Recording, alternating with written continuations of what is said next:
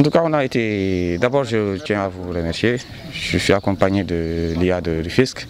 de l'IF de Sangalkam, n'est-ce pas, des autres IF aussi qui dépendent de nous, en l'occurrence l'IF de Diamniadio, le commandant, n'est-ce pas, qui est représentant du commissaire. Donc nous étions en tournée aujourd'hui, n'est-ce pas, pour s'enquérir de la situation, parce que nous ne pas sans savoir que le BFM a débuté aujourd'hui. Donc nous avons commencé par le lycée de Bambilor. Donc on a constaté que voilà, le respect du protocole sanitaire a été appliqué, n'est-ce pas, aussi que les mesures barrières aussi sont respectées. Bon, vous avez à le constater ici à Djakhaï,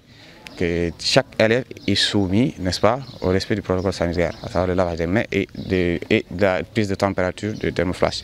Donc nous nous en réjouissons. Et aussi nous disons que voilà, nous souhaitions que les examens se déroulent sereinement et l'IF, n'est-ce pas, en collaboration avec l'IA, a pris toutes les dispositions nécessaires, n'est-ce pas, pour le bon déroulement de ces examens. Donc ici à l'IF de Sangalkam, nous avons enregistré 3867 candidats répartis dans 14 centres, n'est-ce pas, et tous ont pu démarrer les examens aujourd'hui. Donc je pense que voilà,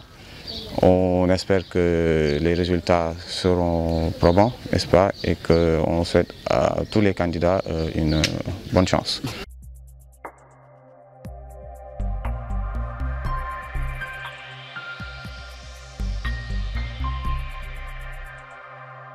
waaw dañoo ñëwoon tey fii si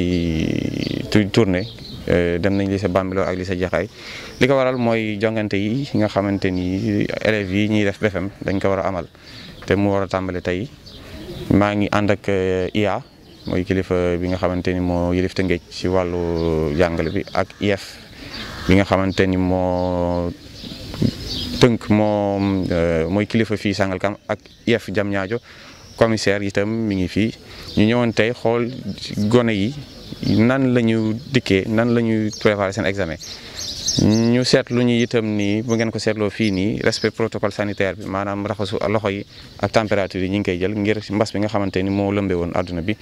élèves yi respecté nañ protocole bi boo demee si saal yi itam kenn ku nekk mi ngi